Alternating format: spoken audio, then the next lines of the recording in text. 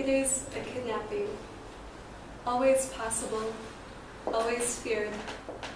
The body and the mind, the damage done, the unknown, the never known, the strive to know, the need to strive, I know. C'est un enlèvement, toujours possible, toujours redouté. L'inconnu, le jamais connu, la lutte pour le savoir, la nécessité de lutter. Je connais. This corner, the activity, the life, not quite Paris. How long can I stay here? Should I stay? Where am I going? What can I do? Ce coin, l'activité, la vie, pas tout à fait Paris. Combien de temps puis-je rester ici? Devrais-je rester? Où vais-je? Que puis-je faire? The only sure thing is my own work. La seule chose sûre est mon propre travail. Here I am Sunday morning in my cafe, reading Edna O'Brien's piece on Beckett, listening to the French songs assembled for me by Isabelle, who went with Ruiz this past week. It feels like home. Me voilà dimanche matin dans mon café, en train de lire la pièce de Edna O'Brien sur Beckett, en train d'écouter les chansons françaises réunies pour moi par Isabelle, qui est allée avec Ruiz la semaine dernière. Je me sens chez moi. Listening to myself in 1978, my voice as it was, at least it was. En train de m'écouter en 1978, ma voix comme elle l'était, au moins elle l'était. Scars. The city collapses, the lights go out, pockets of explosions throughout the long night. After many nights, years of nights, the city is quiet, like a giant struck down. It begins to learn to walk again, to see with single vision, to hear with a balance, to breathe as it once did, or try to swallow, to nourish as one chooses, to be free again. But the scars will always remind one, tells stories to those who weren't there. For some will be painful to recognize. For others, there will be a tragic beauty. But who will really see? All this silent return to self? Les cicatrices. Cette ville s'effondre. Les lumières s'éteignent. Des poches d'explosion tout au long de la longue nuit. Après de nombreuses nuits, des années de nuit. La ville est calme, comme un géant terrassé. Il commence à apprendre à marcher à nouveau, à voir avec une vision unique, à entendre avec une balance, à respirer comme autrefois, ou essayer à avaler pour se nourrir comme il le choisit, pour être à nouveau libre. Mais les cicatrices feront toujours rappeler qu'on raconte des histoires à ceux qui n'étaient pas là.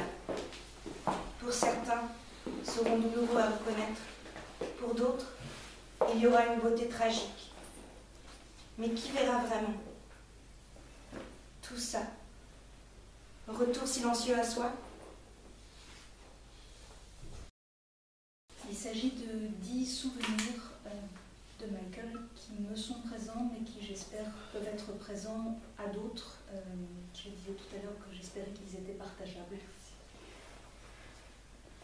Ça commence avec un coup de fil de Robert Frank, un jour de 1996. Il dit « Mon ami Michael vient à Paris. Je vais donc rencontrer Michael. Je ne sais rien de lui, sinon qu'il est l'ami de Robert. Pas besoin d'en demander plus. Plus tard, je verrai la vidéo produite par Michael, commandée à Robert Frank, d'une chanson de New Order, Run, en 89. C'était avant que Robert n'en réalise une autre, également à l'invitation de Michael, avec Patti Smith, Summer Cannibals, en 1996, dans le sous-sol de Baker Street, où habite Robert. Michael a compris l'importance, chez Robert Frank, outre l'image, de la musique et du son. La fois suivante, c'est à Rotterdam, en 1998, où Michael présente Home Screen Home, une programmation de vidéos conçue par des artistes pour la télévision, depuis les années 70 jusqu'à la fin des années 90. Bartholomew Marie l'accueille au Witte de Witt dans le cadre de l'exposition Wallpapers, Lamps and Plants de John Vallesan. Les moniteurs diffusent les films choisis par Michael, répartis en 8 chaînes de télévision dans le salon, la cuisine, la salle à manger, la salle de jeu et la chambre décorée de papier peint pop, de luminaires et de végétaux ad hoc. Le panorama s'étend de Wegman à Labarthe et Janine Bazin, en passant par Catherine Bigelow et Péléchian, Tarkovsky et Longo, Martha Osler et Ginger Mush, John Waters et Laurence Biner, ou Muntadas Depardieu. À cette occasion, je rencontre un très jeune artiste, Roméo Alaef, sélectionné pour sa vidéo Once. Michael me demande d'écrire un texte sur ce programme alors qu'il est repris l'année suivante à Madrid par le centre Reina Sofia. Il mériterait d'être à nouveau visible aujourd'hui. De ces écrans de télévision constitués en zapping zone à ceux que nous fréquentons aujourd'hui, chacun devant son ordinateur, se confirme la possibilité qu'il nous donnait déjà de passer d'un petit chef-d'œuvre à un autre pour obtenir un aperçu éloquent, si divers, de leur époque, la nôtre. Un autre soir, c'est à Londres. Je ne me souviens pas comment je m'y trouve en même temps que lui. Il parle avec enthousiasme des frères Way, de leur film d'après Walzer, Institut Beneminta. Je n'ai pas su alors le voir ni creuser avec Michael ce qui, chez l'écrivain, l'inspire, mais l'impulsion est restée. Le plus souvent, je le vois à Paris, où il est de passage au fil des années. Nous parlons de Chris Marker, qu'il admire, dont il est l'ami fidèle. C'est au moment de Level 5 en 1996. Plus tard, Michael présente son film Souvenir en 1999, dont Chris Marker a réalisé les images numériques. Michael aimait tant ses acteurs, Miranda Stanton, mais aussi Hugh Kester, Christine Scott Thomas, Melville Poupeau. Il connaissait la terre entière, mais sans jamais donner l'impression d'un name dropping, parce qu'il avait avec chacun de ceux qu'il évoquait une relation fondée et profonde. Il descend à la Louisiane, fréquente le café de la mairie, circule entre Beaubourg et Saint-Germain-des-Prés. Un soir, nous dînons chez un de ses amis, avec Robert Pleer. Plusieurs mois durant, en 2007, il réside à la Cité internationale des arts, dans un atelier vaste et clair. Nous parlons de Michael Powell. Il exhume de ses papiers la copie d'une photo de lui en couleur. Elle est depuis chez moi, encadrée, qui veille. Nous parlons de Derek Jarman, de son jardin, pas de Sebald, que je n'ai pas encore lu. Je ne mesure pas vraiment sa curiosité immense, son goût pour la littérature, la poésie, le cinéma, la musique et l'art sans a priori. Il me présente une jeune critique d'architecture, Elisabeth Caroli, qui m'écrira qu'à elle aussi, il a beaucoup appris.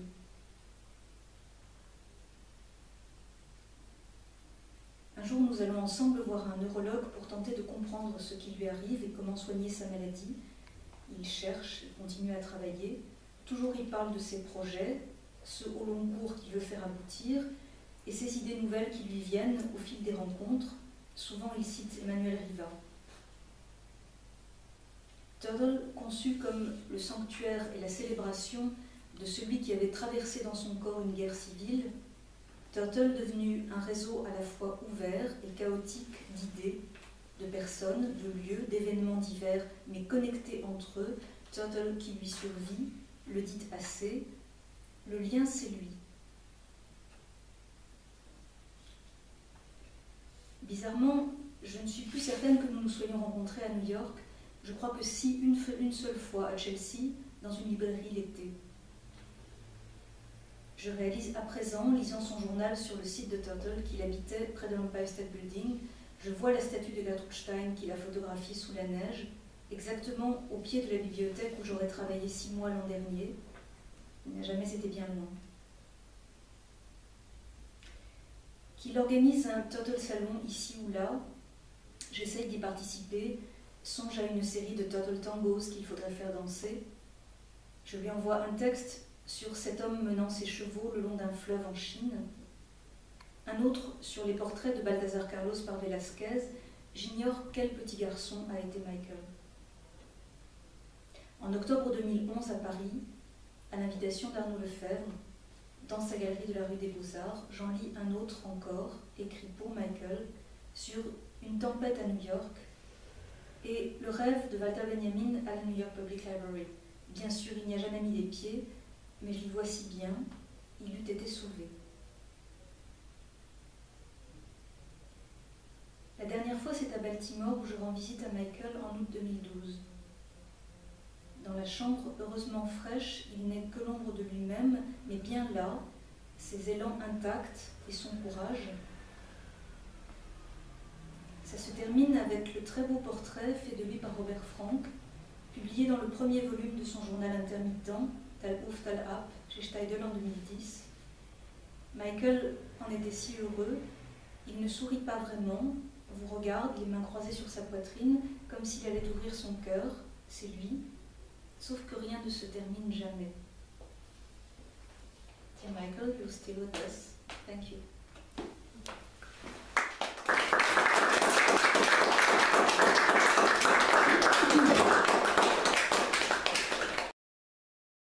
Okay.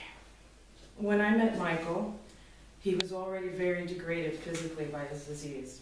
He was in a wheelchair, very thin, but strong enough to transfer from chairs and to walk short distances with a cane. He spoke with difficulty, and I had to tune my hearing over the time to understand him. He primarily used the text-to-speech program on his iPad to communicate. I was first a friend, and then over time became an advocate and an assistant.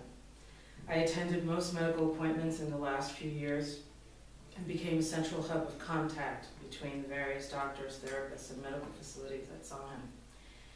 In my opinion, there was never a definitive diagnosis of his disease. One neurologist stated it was mitochondrial disease, but a specialist who referred Michael to disagreed with that, stating he didn't sufficiently fit the profiles of symptoms. We tried to get Michael into an undiagnosed disease program at the National Institute of Health, but the neurologist who made the Michael diagnosis took this as poorly as a questioning of his skill and would not cooperate with us on the paperwork. We later were able to connect him with a group of genetic specialists at the University of Maryland Medical Center who, after seeing him once, were confident that they could achieve a diagnosis. But unfortunately, an incident of bad care at his long-term care facility resulted in damage to his respiratory system that caused his death a few days later. Whatever Michael had, it caused progressive neurological deterioration. Muscles in his body were slowly degrading, more so on one side than the other. He was still active in communication with his far-flung network of friends and associates via email, and he continued to work on projects on his computer. But as the disease progressed, he began having difficulties swallowing, and so had a tube permanently affixed to his stomach, a PEG tube. When he came back from that surgery, he was only about 115 pounds. And when he came back, a close circle of friends and family worked hard to gain back his lost weight. Much to the consternation of his assisted living residents, we fed him almost around the clock for months. The facility gradually cut off our access to their kitchen and refrigerators, where we stored supplemental food. So we put a small fridge and an ice-filled cooler in his room, along with a strong blender. We made highly nutritious smoothie drinks for him. As he could only eat a little at a time, 3 meals a day would not be sufficient. So we supplemented the facility meals with our efforts. And after 4 months, we had his weight back up to 138 pounds. He was 5'11". But we were banging heads with this residence. All such residences in the US like order and routine. But such could not have maintained, let alone regained, his health. That is not what management cares about. There was also tension because Michael was not a person who could be cleaned up in the morning, parked in front of the TV, and then cleaned up once again before being put to bed. He was still mentally active, trying to get things done, and had intentions of still creating. And perhaps most annoyingly for the management, he knew how to complain and had the means via email and text messaging. About half the staff adored him and admired him, the other half resentful. Management clearly preferred a docile, compliant, or at least an ineffectual resident. During this period, the issue that came to dominate his last years appeared. He began having intense, unremitting pain radiating from his left hip down his leg. His muscles would lock up rock hard, and this made it difficult, later almost impossible, to sit for sufficient periods of time in a chair. His left leg was stiff and not very flexible when I met him, but now it was often bored straight and almost as hard. His foot was curling over. His main doctor prescribed some pain medication, but it had very minimal effect. I was able to get him into a special pain treatment center at Johns Hopkins Hospital, where they tried some lower spine injections, but they were minimal help at least, at best. He had a neurological test of his legs, which showed that the nervous system there was in good shape. But that meant the problem was not a peripheral issue, which could be treated locally or by spinal blocks, but rather it was a central nervous system condition. With that report, the pain doctors knew that there was no intervention that they could make, so they reluctantly began prescribing opiates. For the last year and a half of his life, Michael was on a varying mix of opiates and Valium. None of these were effective on pain management treatments for his condition, and there were no good solutions. Increasing muscle reliance made it more difficult to use the ones he needed. Increasing narcotics left him drowsy and unable to mentally focus. A mix would help for a while, and then over weeks would not be as effective. So we were often making changes. His primary doctor, as well as pain specialists, were anxious because the federal government is very skeptical of prescriptions for narcotics over extended periods of time. None wanted the scrutiny, but neither had solutions. During this time, Michael's creative work ended. The only things which helped to any degree without clouding him mentally were free acupuncture treatments and advanced physical therapy at the Kennedy Krieger Institute. KKI is primarily spinal injury focused and more so on children, but they adored Michael and he always looked forward to going there. They would see him a couple of times, several times a week at a time, and then after reevaluations they would start up again. During these times, there were further deteriorations in his physical condition, which caused additional difficulties and indignities. But Michael pressed on, still wanting to finish his Beirut film. In January of last year, Michael visited a local ER for what would have been simply a procedure, in and out in a few hours. But they saw an infection, not severe, though they decided to hold him over. A few days later, when ready to discharge, they contacted his facility where management decided to take the opportunity to be rid of this routine resident. They insisted he needed more care than they could provide, and they should have had his care status changed to long-term care. This facility, by the way, had several quadriplegics who had to be lifted in and out of bed on cranes, hand-fed all their meals, but claimed Michael was too much effort. Rather than fight this assertion, his status was changed. That became a critical turning point. Once classified LTC, Michael lost his private room. He was transferred to a shared room in a massive facility.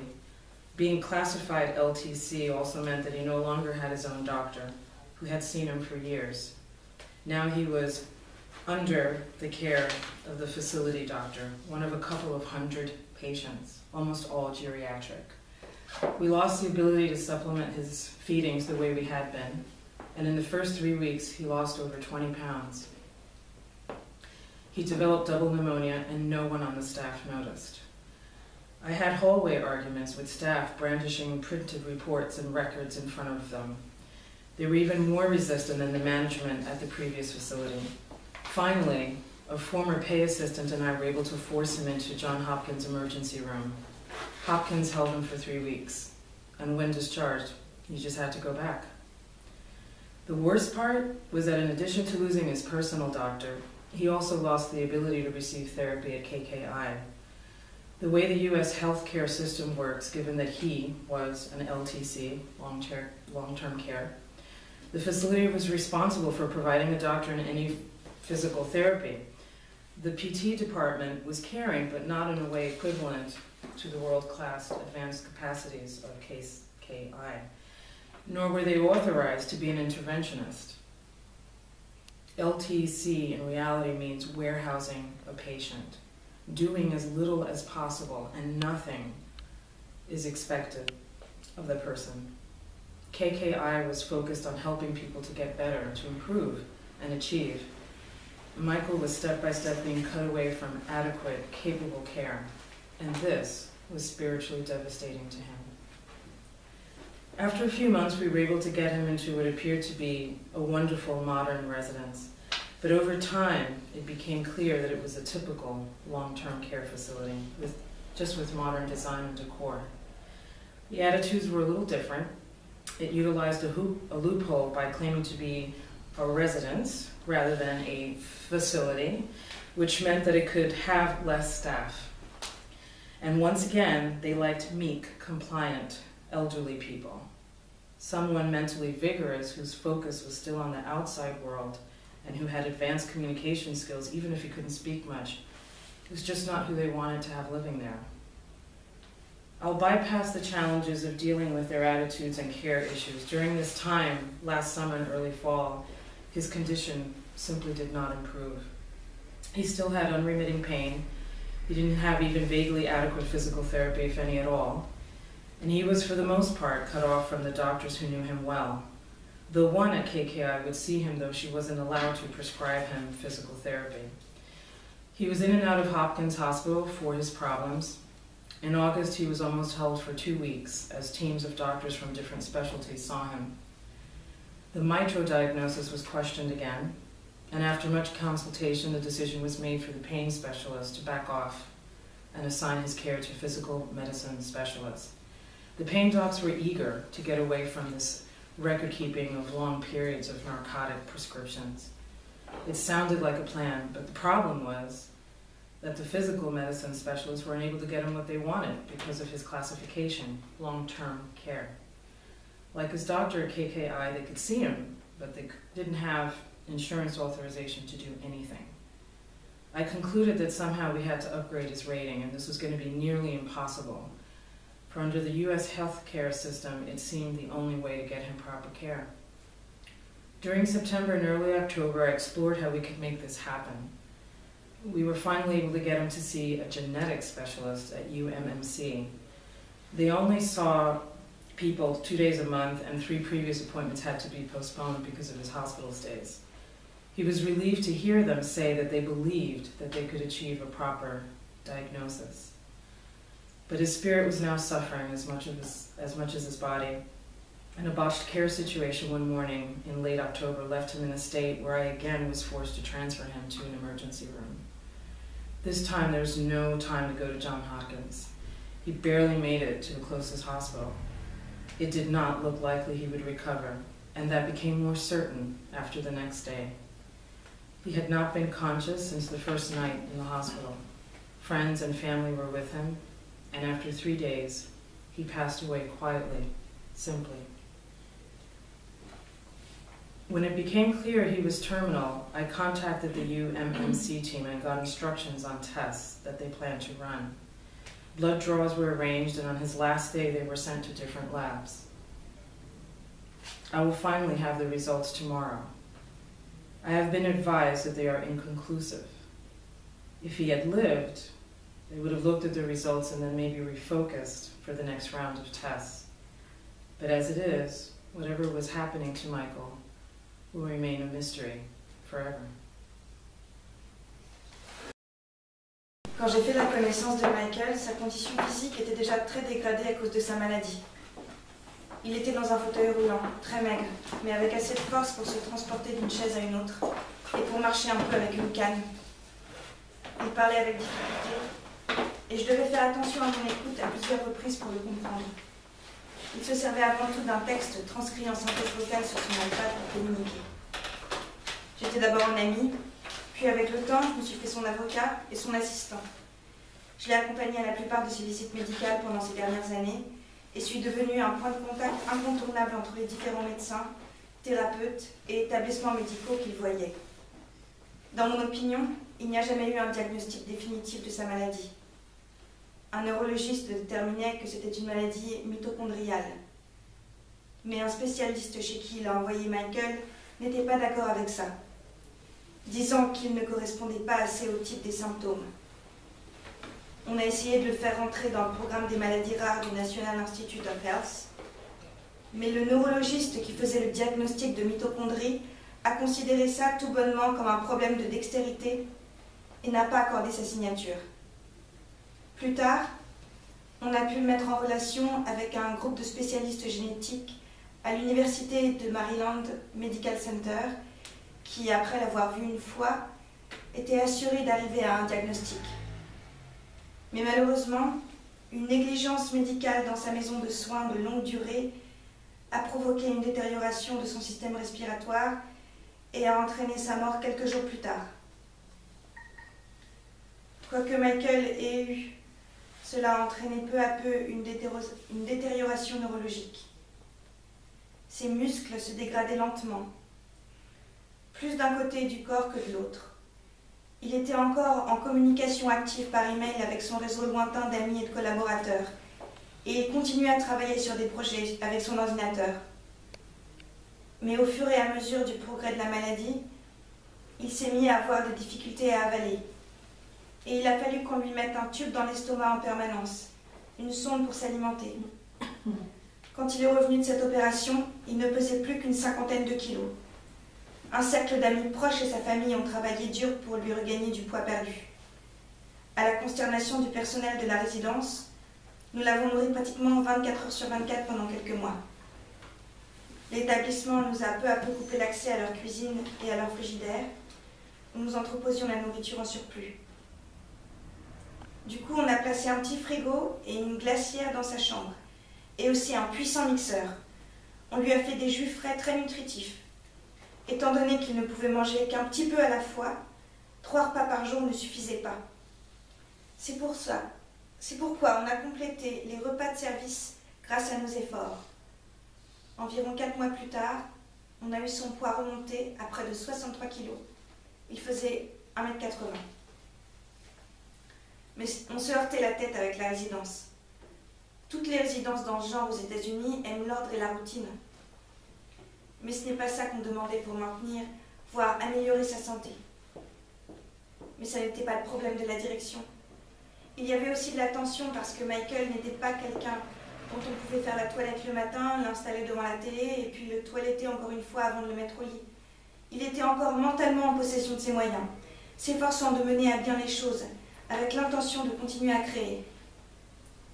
Et ce qui était peut-être le plus embêtant pour la direction, il savait comment se plaindre et avait les moyens pour ça par email et SMS. La moitié du personnel l'adorait et l'admirait, l'autre moitié lui en voulait. La direction préférait de toute évidence un résident docile, conciliant ou au minimum inefficace. Pendant cette période, le problème qui en est venu à dominer ces dernières années est apparu. Il s'est mis à avoir des douleurs intenses, sans répit, partant de sa hanche gauche et descendant le long de sa jambe. Ses muscles se fermaient durs comme de la pierre. Ça a rendu difficile et plus tard presque impossible de s'asseoir le temps qu'il fallait sur une chaise. Sa jambe gauche était raide et peu flexible quand je l'ai connue. Mais maintenant, elle était toute droite et dure comme du bois. Son pied se recourbait. Son principal médecin lui a prescrit des médicaments antidouleurs, mais ça n'avait pas beaucoup d'effet. J'ai pu lui faire suivre un traitement spécial contre la douleur au Johns Hopkins Hospital, où ils ont essayé des piqûres dans le bas de la colonne, mais au mieux, elles n'ont pas aidé à grand-chose. Il a passé un test neurologique des jambes qui a montré que son système nerveux était en bon état. Mais ça voulait dire que le problème n'était pas d'ordre périphérique, qu'on pouvait traiter localement ou par bloc de la colonne vertébrale, mais que cela dépendait plutôt de son système nerveux central. Avec ce résultat, les médecins de la douleur savaient que leur intervention ne servirait à rien et se mirent à contre-cœur à prescrire des opiacés. Les seules choses qui l'aidaient dans une certaine mesure sans l'abrutir mentalement ont été des traitements gratuits d'acupuncture et de la thérapie physique avancée au Kennedy Krieger Institute. Le KKI est spécialisé dans les lésions de la colonne vertébrale, en particulier pour les enfants. Mais ils adoraient Michael. Ils étaient toujours impatients d'y aller. Ils le voyaient 2-3 fois par semaine pendant plusieurs semaines d'affilée. puis après avoir fait des ajustements, recommencer à nouveau. Pendant la dernière année et demie de sa vie, Michael devait prendre un mélange varié d'opiacés et de Valium. Aucun d'eux n'était une solution de traitement antidouleur pour son état. Mais il n'y avait pas de bonne solution. Une dose augmentée de relaxant des muscles rendait plus difficile l'usage de ceux dont il avait besoin. L'augmentation des calmants stupéfiants le rendit somnolent et incapable de fixer ses idées. Un mélange faisait de l'effet quelque temps et au fil des semaines perdait de son efficacité. Et donc on faisait souvent des changements. Son docteur principal ainsi que les spécialistes de la douleur étaient inquiets parce que le gouvernement fédéral est très sceptique vis-à-vis des prescriptions de stupéfiants sur des périodes étendues. Personne ne voulait l'examen en profondeur, mais personne n'avait de solution. Pendant cette période, le travail créatif de Michael prit fin. Dans ces moments-là, son état s'est à nouveau détérioré, ce qui a entraîné des difficultés et des indignités supplémentaires. Mais Michael allait de l'avant, toujours déterminé à finir son film, Beyrouth.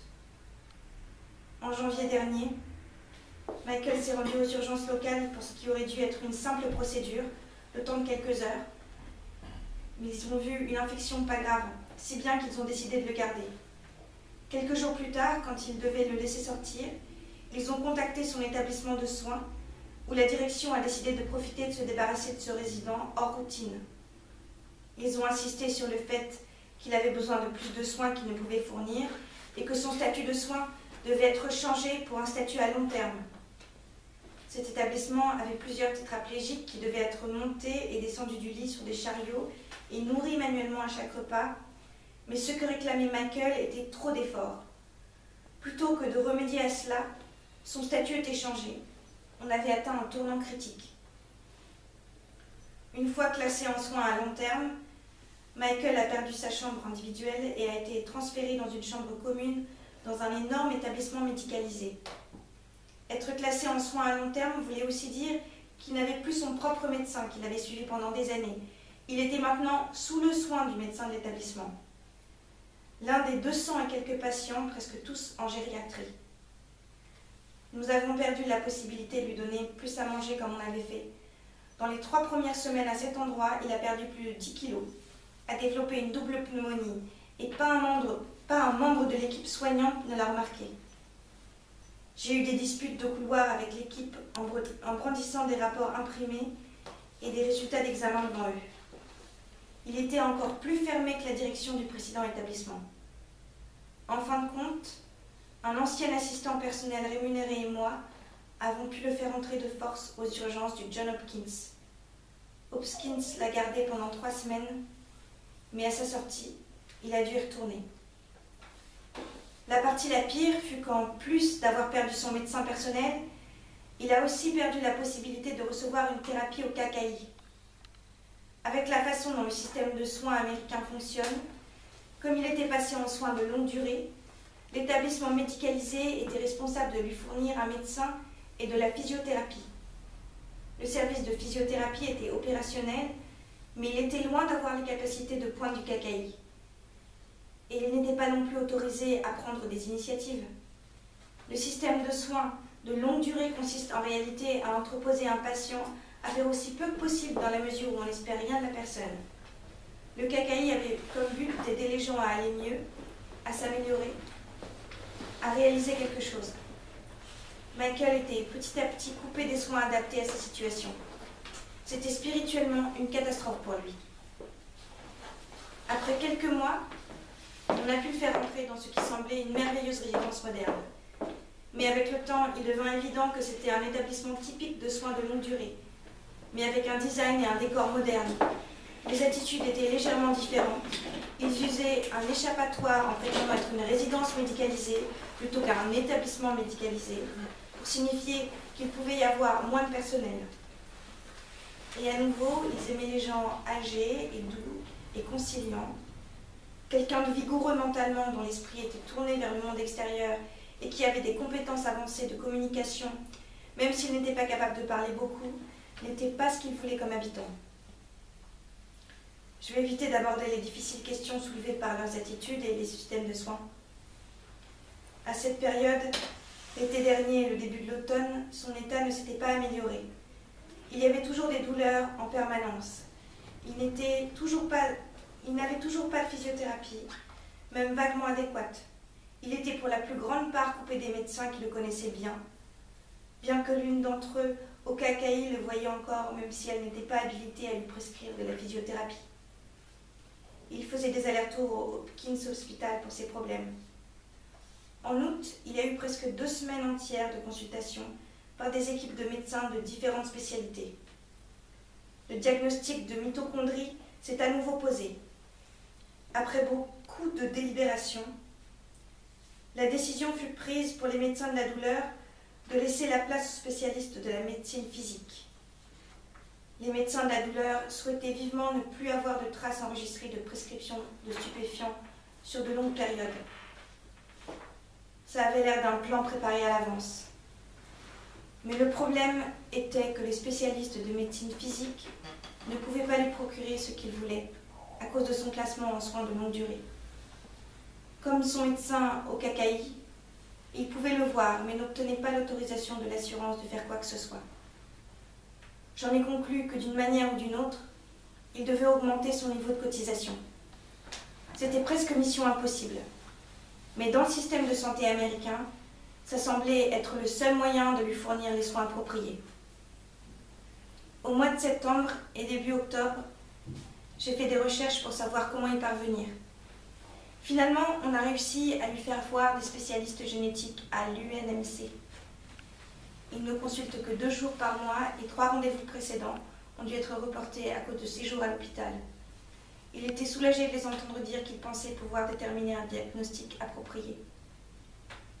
Mais son mental souffrait maintenant, autant que son corps. Et une séance de soins complètement ratée un matin à la fin d'octobre l'a mis dans un tel état que je l'ai de nouveau fait admettre de force aux urgences. Cette fois, on n'avait pas le temps d'aller au John Hopkins. Il a à peine pu tenir jusqu'au plus proche hôpital. On n'avait pas l'impression qu'il pouvait récupérer. Et c'était encore plus vrai le jour d'après. Il n'était plus conscient depuis la première nuit à l'hôpital. Les amis et la famille étaient avec lui, et 3 jours après, il décéda calmement et simplement.